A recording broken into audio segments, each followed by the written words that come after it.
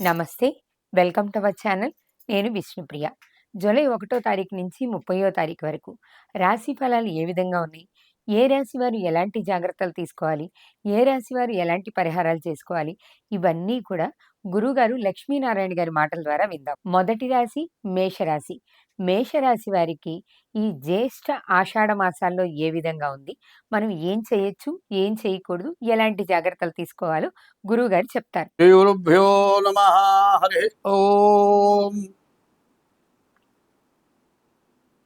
అస్మద్గురు విద్యానందనాథ గురుచరణారవిందాభ్యాం నమో నమః. 2026 సంవత్సరం జూలై నెల 7వ నెల జూలై నెల 1వ రాశి మేషరాశి. ఈ మేషరాశి యొక్క ఫలితాలు ఎట్లా ఉన్నాయి చూద్దాం.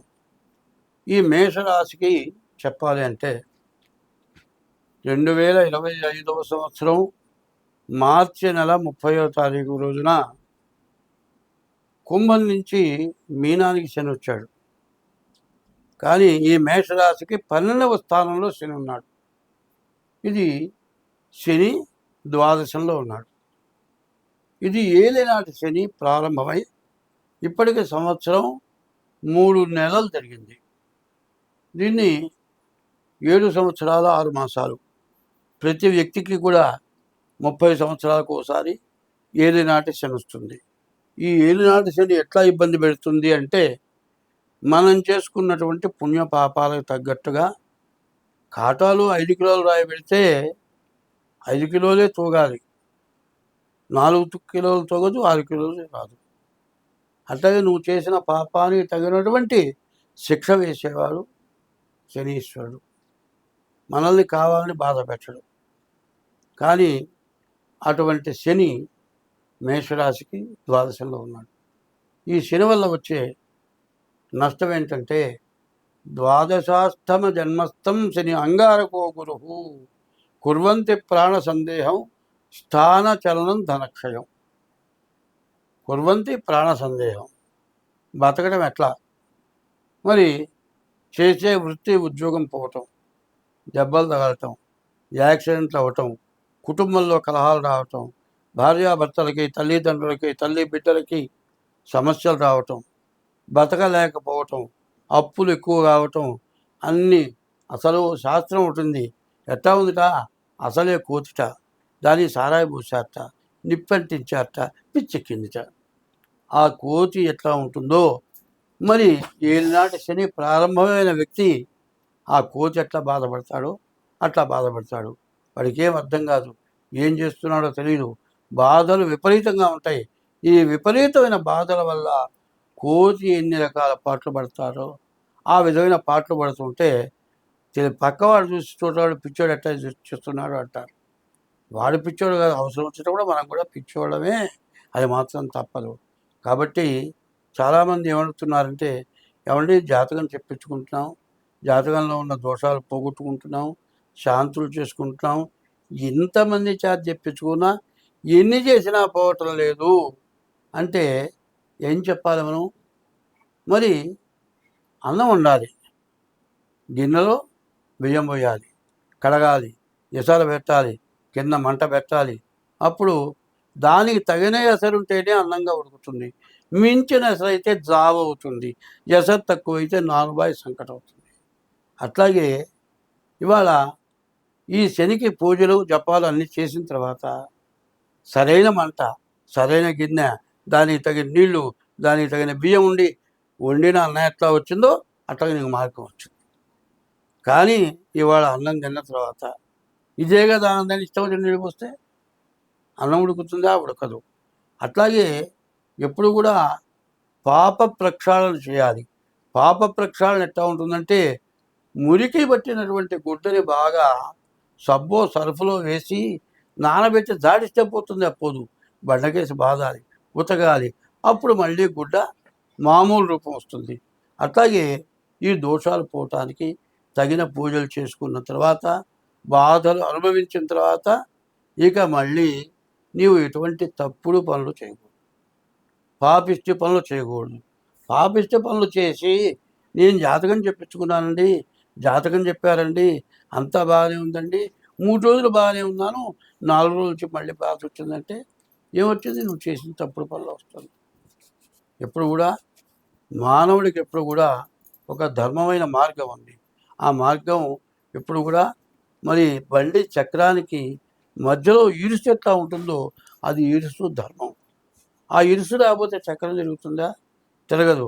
అట్లాగే అటువంటి ధర్మాన్ని అవలంబించకుండా మరి అధర్మమైన మార్గాలు చేస్తూ, అధర్మంగా అన్యాక్రాంతంగా సంపాదిస్తూ, మనుషుల్ని బాధ పెడుతూ, వాళ్ళు నష్టపడి వాళ్ళ యొక్క పాపాన్ని మనం మూటగట్టుకుంటే ఎన్ని శాంతులు చేసినా ఒకసారి మురికి గుడ్డని ఉతుక్కున్నట్లుగా నీ దోషాలు జాతకం ద్వారా పూర్తిగా చేసుకోవాలి.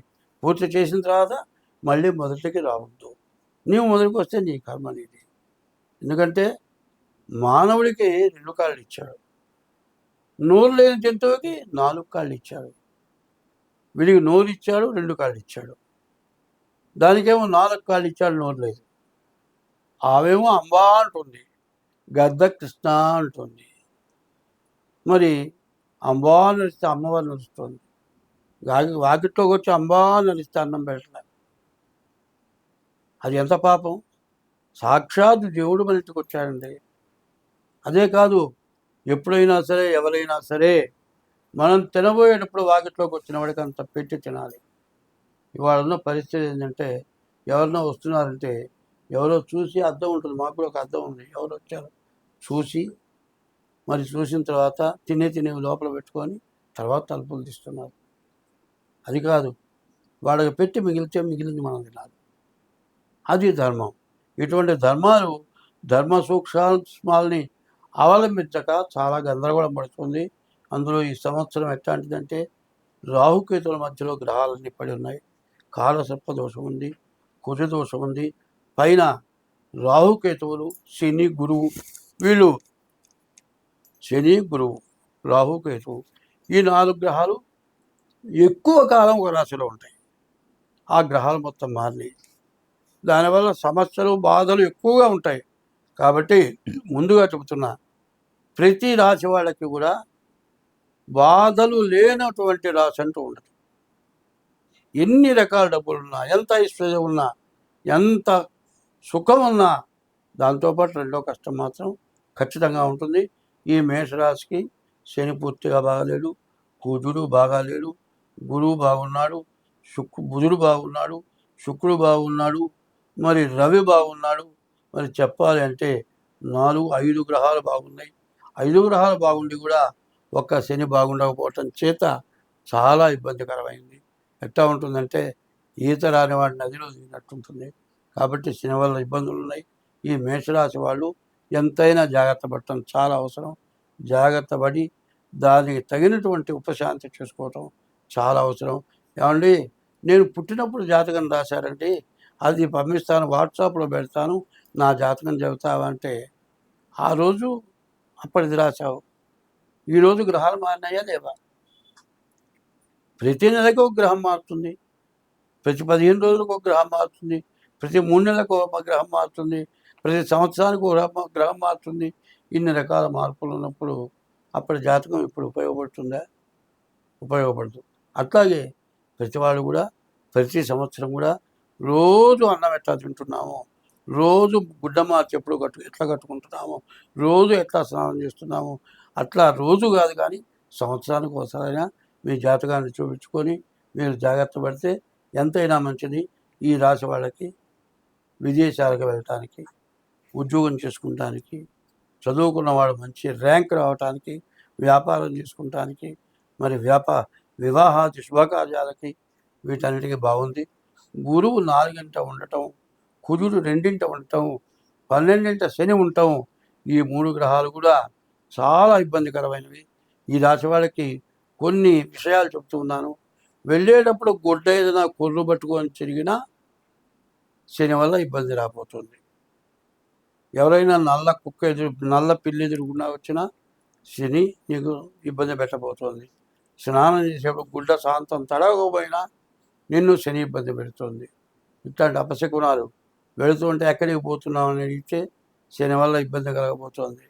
బలాంతోడు ఎక్కడికి పోతున్నా బలాంతో నేను కూడా వస్తా అంటే శని ఇబ్బంది పెట్టబోతున్నాడు. కాబట్టి ఇది చాలా రకాల ఇబ్బందులు ఈ మేషరాశికి చాలా ఉన్నాయి.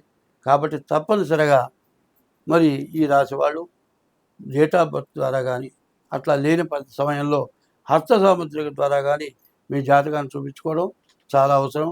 జాతకాన్ని చూపించుకొని దానికి ఉన్నటువంటి దోషాలు ఏమైనా ఉంటే అవి చెప్పడమే కాకుండా అవసరమైతే చేయించడం కానీ అన్నీ జరుగుతాయి.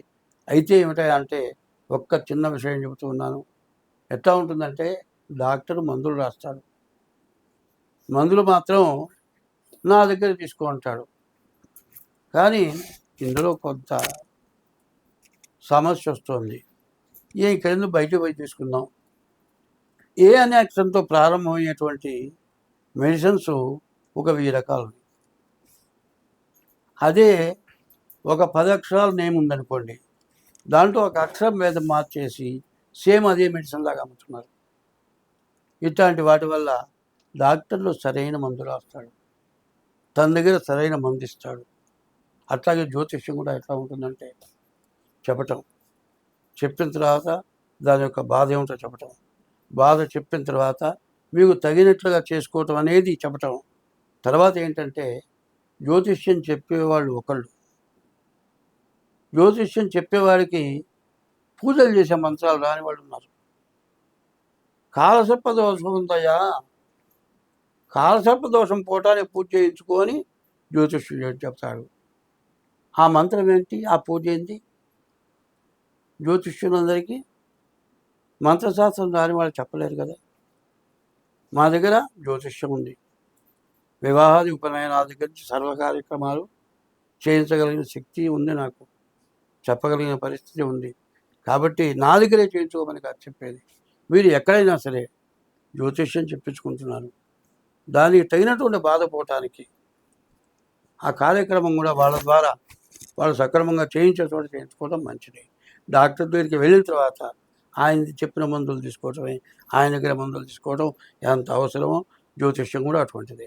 కాబట్టి ఈ రాశి వాళ్ళు చాలా జాగ్రత్తగా ఉండి 4 గ్రహాలు బాగుండి కూడా మరి పాపగ్రహాలు రాహు, కేతువు, శని, కుజుడు, గురువు, ఇందులో 4 పాపగ్రహాలు పూర్తిగా బాగాలేవు. కాబట్టి చాలా జాగ్రత్త పడి మీ జాతకం చెప్పించుకోవడం చాలా అవసరం. స్వస్తి.